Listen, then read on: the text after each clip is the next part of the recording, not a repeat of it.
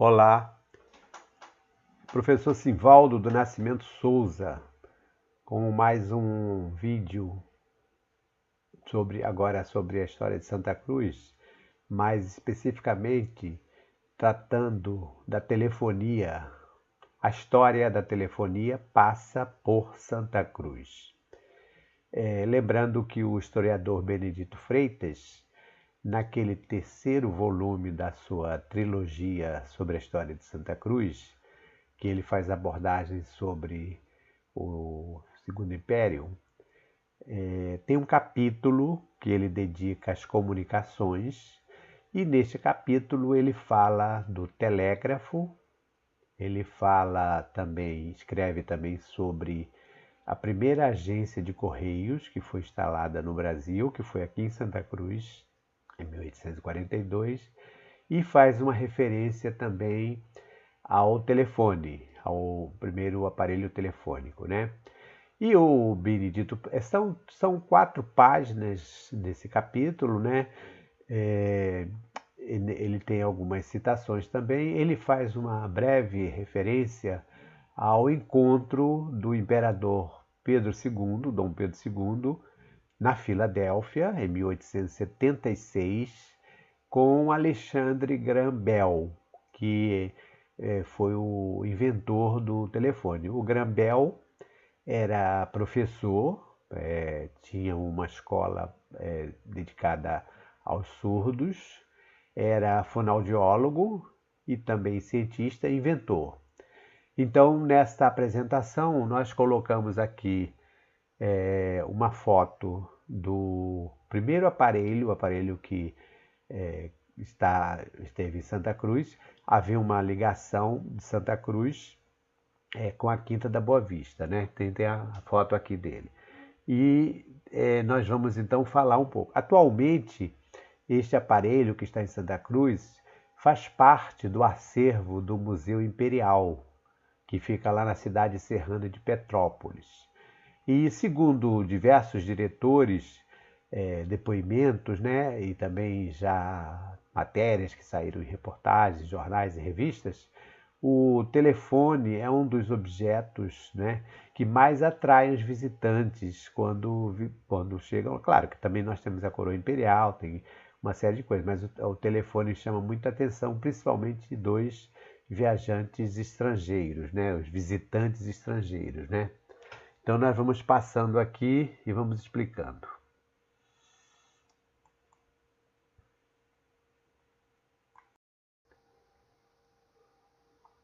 Então, a história da telefonia passa por Santa Cruz. E também nós vamos falar um pouco sobre a presença do imperador Dom Pedro II na Exposição Universal da Filadélfia. Então, por que nós vamos falar dessa exposição, né? Exatamente porque foi o momento, digamos assim, inicial, ponto inicial, né? Para que fosse feita a divulgação desse aparelho, né? Então, aqui, esta foto maior que temos aqui à direita, ela mostra exatamente este aparelho que fazia parte aqui de Santa Cruz, que estava ligado aqui em Santa Cruz, né? Esse aparelho, como eu já expliquei anteriormente, ele está no Museu Imperial de Petrópolis, lá em Petrópolis, né? E aqui tem alguns aparelhos telefônicos, né, que são antigos, né? Algumas réplicas atualmente são vendidas, e tem aqui uma composição de uma sala mostrando ali o Dom Pedro II à esquerda, a foto dele, o retrato dele, e Graham Bell à direita, né? Então esse aparelho aqui era bem rústico, né? Bem rudimentar.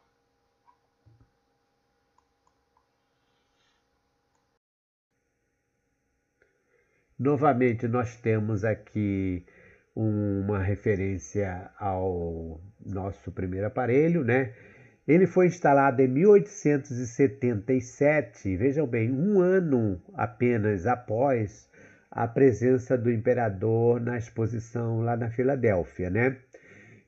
Segundo diversos relatos, depoimentos, publicações que saíram na época e posteriormente, Dom Pedro II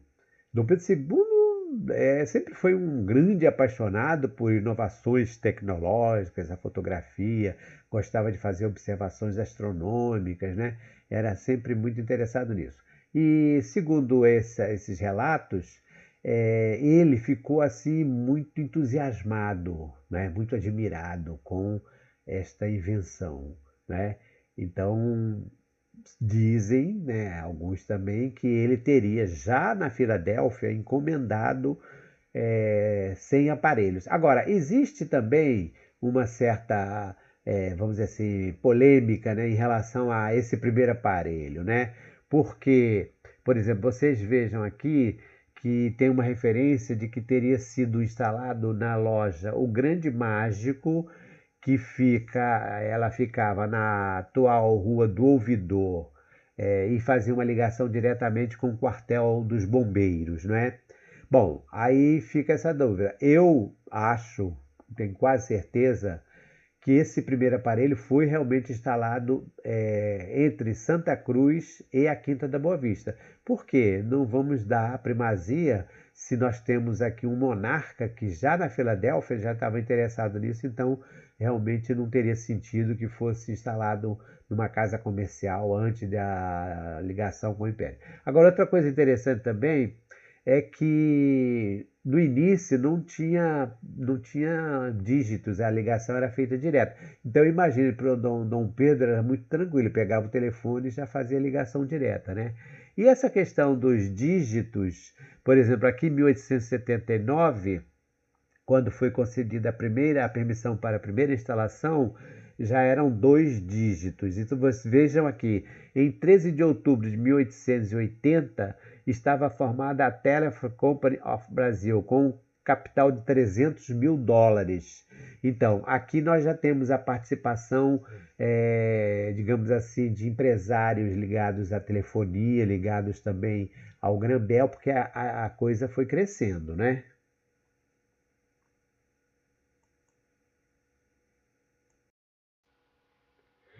Aqui nós temos uma cópia de uma página do Almanaque Tico Tico de 1918. Esse Almanaque Tico Tico era uma publicação, um tipo de uma revista mais voltada para a divulgação para crianças, adolescentes, jovens, adultos também gostavam, né? E era uma publicação interessantíssima, porque ela sempre trazia curiosidades, como por exemplo essa reportagem aqui sobre a história do telefone, da telefonia, né? E também apresentava jogos, brincadeiras para que os alunos, para que as crianças, os adolescentes respondessem, né?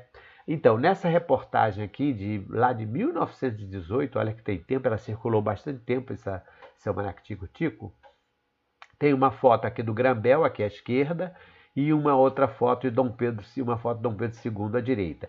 E aqui embaixo tem um posteamento com um telefone, um dos primeiros telefones. Eu quero chamar a atenção disso porque quando eu fazia pesquisas no Arquivo Geral da cidade, aquele arquivo que fica ali na Cidade Nova, perto daquele edifício dos Correios, né? Eu encontrei muitos códices. Os códices são pastas com referências a determinados assuntos, né? Então eu encontrei esses códices fazendo referências ao posteamento, né? À instalação das linhas telefônicas aqui para o lado de Santa Cruz, Campo Grande. E é interessante porque tem muitas informações sobre como é que era esse aparelho, né? Um aparelho que eu falei anteriormente, rústico, rudimentar, mas muito interessante, muito bonito, muito bem feitinho, né? Inclusive também os equipamentos, os postes, né, com as medições, o distanciamento de quanto e quantos metros cada um deveria ficar, a questão da fiação, a questão também desses conectores lá de cima, teria que ser de porcelana, uma coisa muito interessante assim para fazer um estudo, né?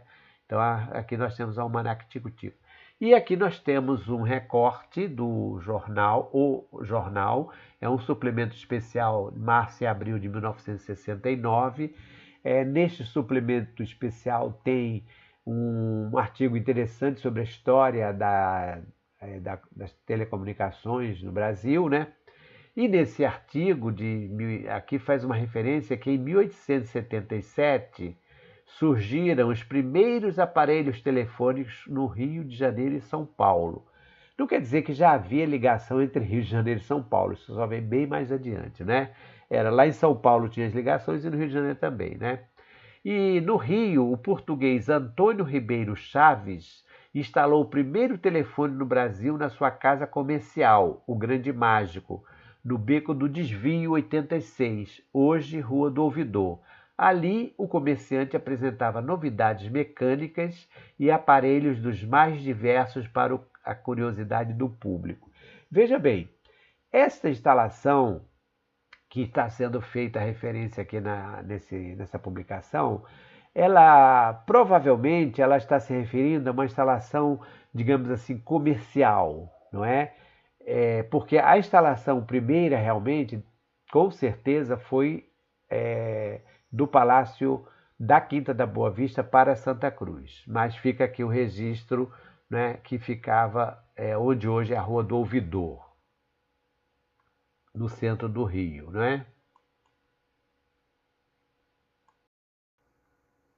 Então, como eu falei lá atrás, né, que ia também fazer uma referência à presença de Dom Pedro II na Exposição da Filadélfia de 1876, eu coloquei aqui duas imagens interessantes que eu retirei da internet, que vocês podem ver aqui nessa foto aqui mais à esquerda. Tem ali um senhor barbudo de cartola. Claro, isso aqui não é uma foto, né? Isso aqui é um desenho, né? E aqui nós temos o presidente dos Estados Unidos, Ulysses Grant, que foi quem convidou Dom Pedro II para participar, não só para participar da exposição da Filadélfia, mas para estar junto com ele no ato da abertura, na inauguração. Porque Dom Pedro II, ele era muito prestigiado. Onde ele chegava, ele era assediado pela imprensa, os jornalistas queriam entrevistá-lo, fotografá-lo e tal. Então vocês observem aqui, tanto nesta foto da direita, né, tanto na parte de cima como na parte de baixo, nós temos aqui a presença, a parte de cima foi um recorte que eles fizeram da parte inferior, né, mais ampliada, né? E aqui nós temos então o público participando, saudando, cumprimentando, né? Então essa exposição ela aconteceu também em comemoração ao centenário da independência dos Estados Unidos. Então foi uma exposição que teve uma importância muito grande porque reuniu diversos países, inúmeros representantes de países que visitaram, né? E o Brasil esteve muito bem representado nessa exposição. Aqui, por exemplo, vocês podem ver como nós marcamos presença nesta exposição, né? Aqui na parte central tem uma cópia, né, uma reprodução do catálogo, da capa do catálogo da exposição, quer dizer, referente ao que o Brasil apresentou.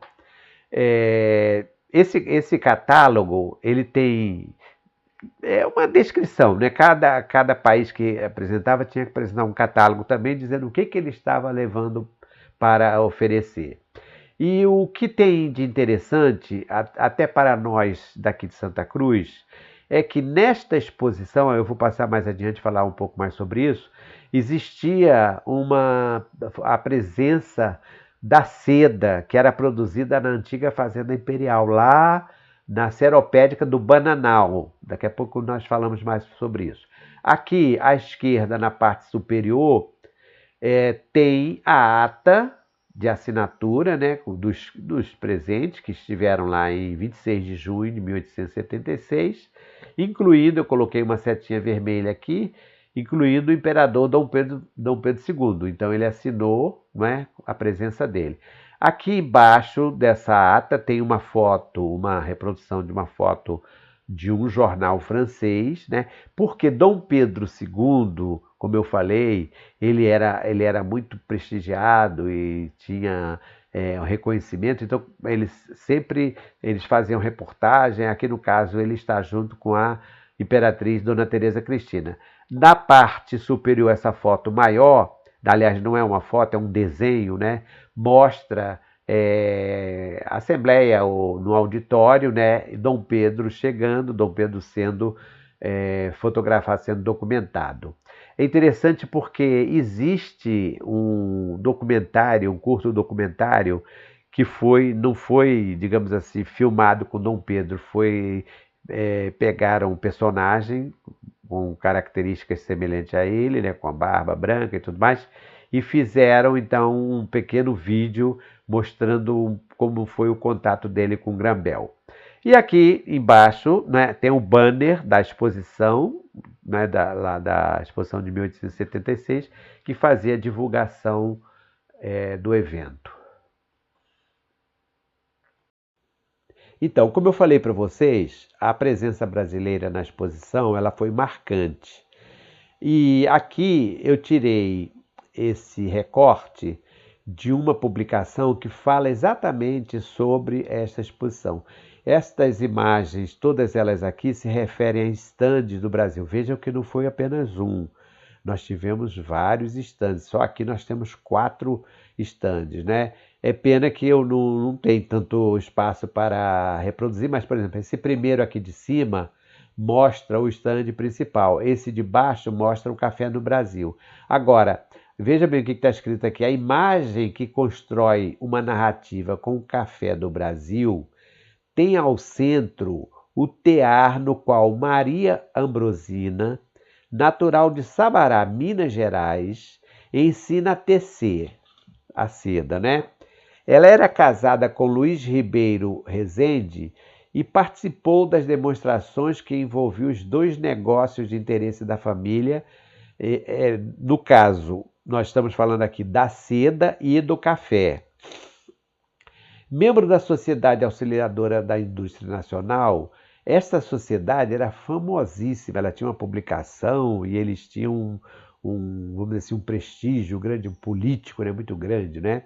Então, sair a época da escolha dos membros da comissão das exposições, o capitão, no caso Rezende, né, era proprietário da Imperial Companhia Seropédica Fluminense em Itaguaí. Veja bem que estão falando em Itaguaí. Na verdade, Itaguaí já era a Vila São Francisco Xavier de Itaguaí. E no caso aqui nós estamos falando da freguesia do Bananal. O nome era Estabelecimento Seropédico Bananal de Itaguaí, tá? Só lembrando aqui o seguinte, que nós estamos falando, na verdade, da Fazenda Imperial de Santa Cruz. Inclusive, quem organizou a ida, um dos que organizaram, né, a ida desses instrumentos, porque foram instrumentos, também foram sedas, e como é que eles produziam a seda, foi o José de Saldanha da Gama. O José de Saldanha da Gama, nessa época, ele era superintendente da Imperial Fazenda de Santa Cruz. Eu já me referi a José de Saldanha da Gama, que ele foi autor daquele livro, A História da Imperial Fazenda de Santa Cruz. Mas ele não escreveu apenas esse livro, ele tem outros trabalhos, porque ele era botânico, então ele escreveu sobre botânica, e ele foi quem organizou, quem redigiu os textos referentes à presença brasileira na exposição de 1876, tratando especificamente no caso da nossa seda, né? Então vejam que tá. Agora aqui é interessante também no finalzinho, dizendo sobre a questão que esta empresa, né, a companhia, ela esteve em situação difícil, né? E foi preciso que o governo, no caso o imperador, né, concedesse, aí no caso a Assembleia Fluminense, porque precisava ser aprovada, né, permitisse que fossem feitas doações de loterias para que eles pudessem sobreviver, né? Isso aqui aparece em vários jornais da época que eu andei pesquisando, é muito interessante que fala sobre isso aí. Então a Seropédica já estava numa situação difícil, né?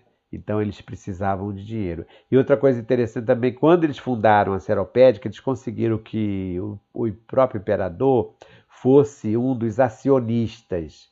Isso aí foi assim uma espécie de propaganda positiva para que outras pessoas, outros empresários também se tornassem acionistas da companhia. Aqui também tem um desenho, né? Esse desenho eu retirei da revista da semana de 6 de julho de 1929, mostrando o telefone na exposição da Filadélfia. Vocês observem que todos estão de fraco, os homens, as mulheres bem vestidas e tal. Isso aí provavelmente representa o dia da abertura, né, da inauguração. Dom Pedro I esteve na abertura, como eu já falei lá atrás, fazendo parte, juntamente com o presidente Ulisses Grant, da inauguração, mas ele compareceu depois outros momentos também. Por quê? Porque ele tinha interesse por essas questões ligadas às novidades, né? Então, aqui nós tiramos um texto do Anuário do Museu Histórico Nacional, de 1943, que faz exatamente um relato sobre a viagem, né? Então, em março de 1876, Dom Pedro embarcou com a imperatriz para os Estados Unidos. Vejam lá que a exposição ele estava lá, assinou em junho, mas em março ele ficou 3 meses. Era a primeira vez que iam àquele país. Ali se demorou cerca de 3 meses, tendo percorrido quase todo o território americano e parte do Canadá. Foi naquele país, ao visitar a exposição de Filadélfia, que Dom Pedro teve sua atenção despertada pelo grande invento de Graham Bell, o telefone. Ao monarca se deve a divulgação do maravilhoso invento ao mundo civilizado. De lá, em junho, partiram novamente para a Europa, visitando desta vez, além dos países já conhecidos, a Noruega, a Suécia, a Rússia, a Finlândia, tendo ali se avistado com Alexandre II. Foi seu companheiro nesta bela viagem, o conde de Gobineau. Visitou também o seu sonho dourado, a Grécia, né? Depois ele esteve na Palestina. Por que ele fala seu sonho dourado? Porque Dom Pedro II, ele era um estudioso, né? Ele era poliglota, ele gostava de, como nós falamos, de tecnologias, ele era um homem muito avançado, né? Eu não sou um monarquista não, mas realmente quando nós começamos a pesquisar, a fazer leitura sobre a biografia dele, nós ficamos admirados. Então ele se interessava pela Grécia, ele esteve no Egito, ele inclusive tentou aprender o árabe a escrever e tudo mais, esteve na Palestina. Então as viagens deles eram bem sucedidas, né? Aqui já é uma caricatura de autoria de Ricardo Hedley, né? Mostrando, criando, né, uma imagem de como teria sido este encontro, né? Vejam bem, aqui da esquerda é o Dom Pedro II, né? E ali seria o Graham-Bell, né?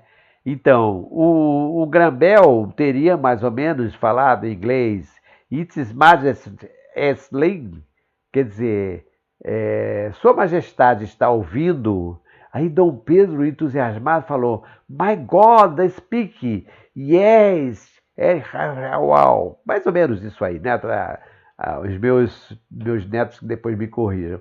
Mas ele quis dizer o seguinte: Sua Majestade está ouvindo, porque eles ficaram mais ou menos afastados, assim, cerca de 100 metros, né?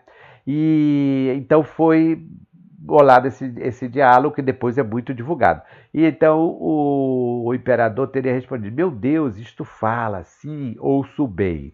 Bom, veja bem, a questão do encontro dos dois também é interessante, porque, segundo alguns historiadores, memorialistas, né, diz que Dom Pedro já havia conhecido o Graham-Bell lá mesmo na Filadélfia, algumas semanas antes da exposição, porque Dom Pedro estava interessado em saber sobre a escola do Graham-Bell, né? Como eu falei, Dom Graham-Bell era professor também, né? E ele criou uma escola para surdos, além de ser fonoaudiólogo, cientista e inventor. Então, Dom Pedro estava interessado nessa questão da escola para surdos e conheceu o Grambel. Então, quando estava na exposição, depois da inauguração, ele viu o Grambel e foi em direção ao Grambel cumprimentá-lo. Então, como os jornalistas, né, estavam acompanhando, assediando Dom Pedro, eles ficaram espantados como é que o monarca do Brasil foi lá falar com uma pessoa. Isso é uma versão. A outra versão é que o Grambel, segundo dizem também, ele não estava assim com muita convicção de se fazer presente na exposição. Então ele só deixou para fazer a inscrição lá já quase no final da oportunidade, né? Então não sobrava muito espaço para ele. Então colocaram o stand do Grambel, o local que ele ia fazer a exposição, que não era muito grande também, num local bem escondido, que poucas pessoas tinham, não tinha muita visibilidade, não era um lugar assim de muito acesso, né? Então ele estava também preocupado com isso. E aí, alguns assessores dele, alguns colegas dele falaram: olha, tem o monarca, tem o imperador aí que gosta muito de novidade, tecnologia, então vamos convidá-lo. E foi então que houve o convite e o imperador então teve esse encontro. Quer dizer, são duas versões, não tem importância se uma outra esteja correta, mas o fato é que realmente, a partir daí, com absoluta certeza, o telefone e a invenção do Grambel, ela se tornou muito divulgada. Por que ela se tornou divulgada? Porque o imperador Dom Pedro II, como eu já repeti, né, já falei, estou repetindo de novo, ele chamava a atenção. A partir do momento que ele fez a experiência com o telefone, aquela experiência que nós mostramos na caricatura, outras pessoas que estavam acompanhando, inclusive autoridades, fizeram filas até para poder fazer a experiência também, porque se interessaram pelo fato, né? Bom, mas aí, como nós já tínhamos um imperador interessado em trazer telefonia, como nós já tínhamos aparelhos instalados aqui no caso em Santa Cruz, no caso da Quinta da Boa Vista, lá em São Paulo também, isso em 1877, era preciso que fosse organizada uma companhia telefônica. Então, também que está relacionada com essa instalação é a criação de uma companhia telefônica do Brasil, que ela foi incorporada em 13 de outubro de 1880. E aqui tem um dos personagens, né, que fazia parte juntamente com o Grambel, o Thomas Alva Watson e outros mais, né, que organizavam esta empresa. Esse Theodore N. Vail, ele era um dos participantes e ele esteve diretamente ligado ao Brasil, né, porque ele representou a empresa americana juntamente no Brasil para que houvesse a implantação e a consolidação.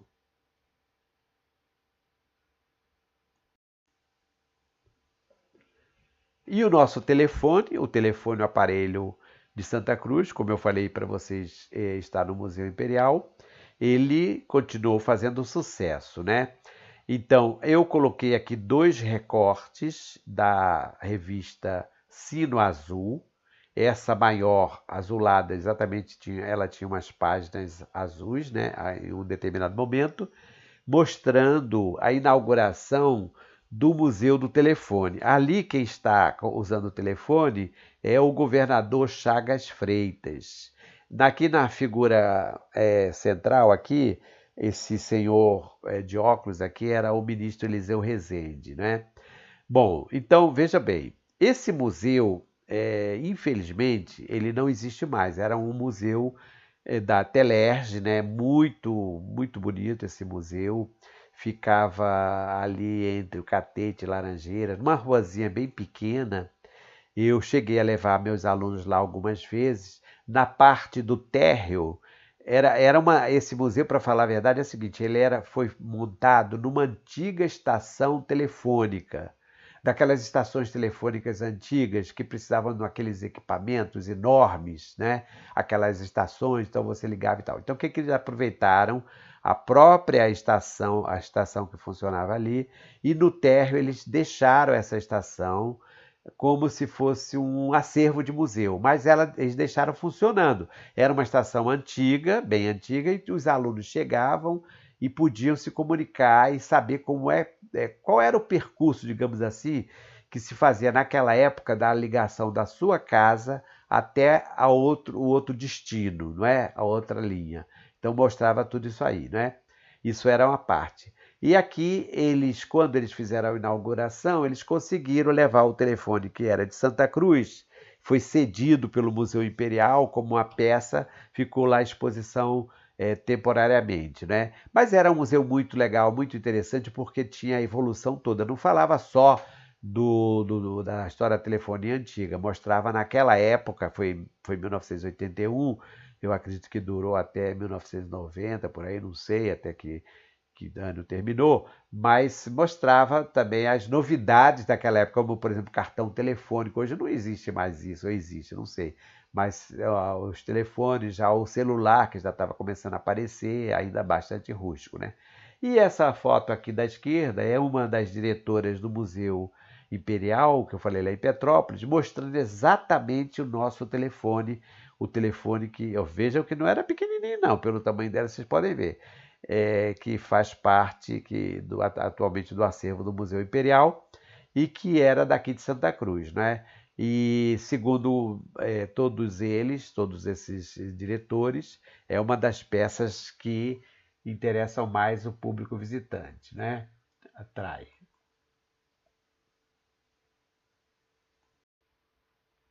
Aqui tem mais um desenho, né? Também da revista, aquela revista que eu já mostrei para vocês, Sino Azul.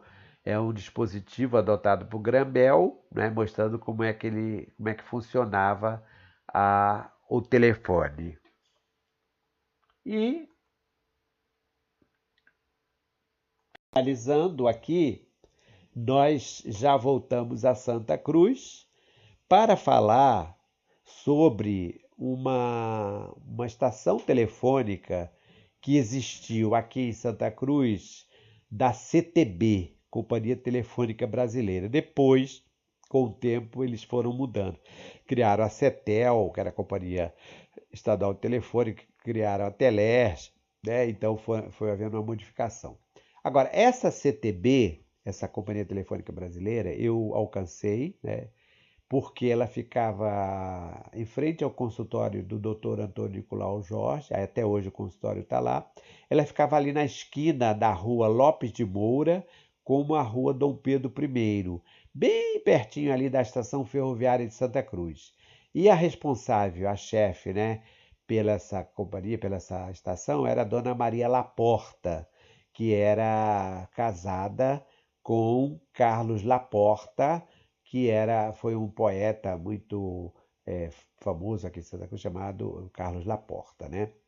E nessa época, vocês observem aqui o seguinte, nós estamos falando em 1969, 1970, nós tínhamos já o telefone com 7 dígitos. Anteriormente eram 6 dígitos.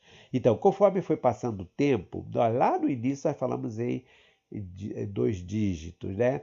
Era muito tranquilo, até para lembrar. Qual o telefone? Ah, meu é 38, é fácil, né? Agora você falar com 8 dígitos ou mais, aí fica já complicado. Então, essa companhia depois ela passou a chamar Embratel, né? Agora, entre 1939 a 1945, mesmo com as dificuldades da Segunda Guerra Mundial, foram instalados cerca de 45 mil novos telefones no Rio de Janeiro.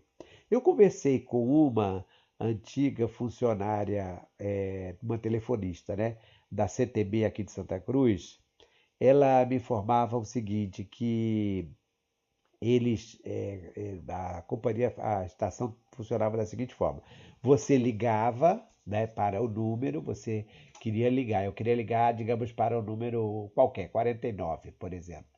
Aí eu fazia ligação, ela ia para a central, né, para a estação, e de lá, eu quero falar com qual número? Eu quero falar com o número 49, né?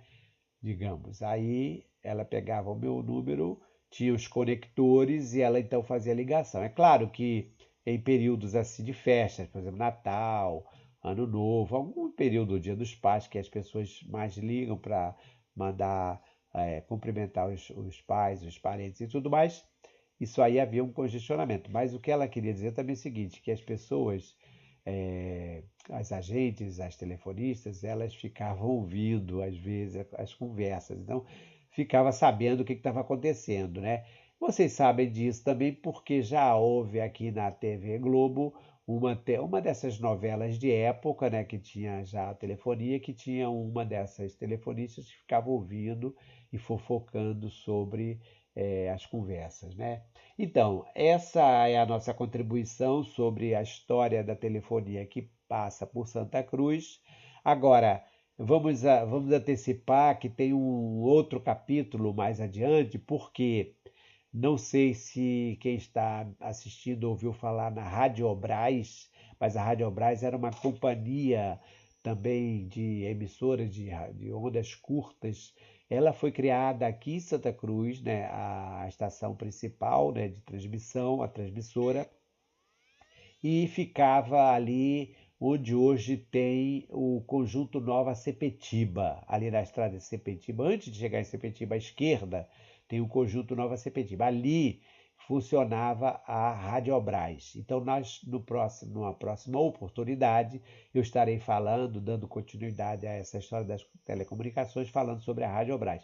Era uma empresa importantíssima, uma companhia importantíssima, porque fazia comunicação, né, a partir da telefonia e também de fax e tudo mais, com diversos países, tanto países europeus como países asiáticos, como países americanos. Então nós falaremos um pouco sobre isso aí. Então ficamos por aqui, espero que tenha contribuído. Não deixem, se por acaso gostarem, se interessarem, não deixem de compartilhar com seus amigos, seus contatos, seus colegas e tal. E podem também criticar, podem também sugerir, podem também fazer comentários. Estejam à vontade. Obrigado, até uma próxima.